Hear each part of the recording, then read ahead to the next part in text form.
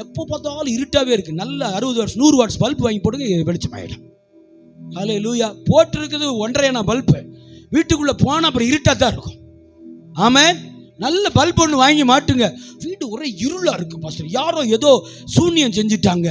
காற்று பலமா இருக்கிறதை கண்டு வந்தாச்சு. கிறிஸ்தவ வாழ்க்கையில ரட்சிக்கப்பட்டாச்சு. வான்னு சொன்னவர் அவரு, மார்போடு அணைக்கிறாரு. மண்டை ஆட்டுறது நல்லாதான் இருக்கு.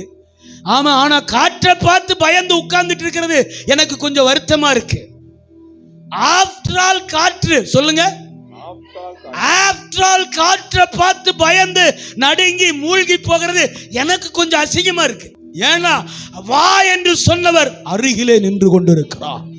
எந்த தைரியத்தோடு ஆமென் ஜலத்தின் மேல் நடக்க துவங்கினோமோ அதே தைரியத்தோடு அவருடைய கரத்தை பிடிக்க நடந்து கொண்டே இருக்க வேண்டும்.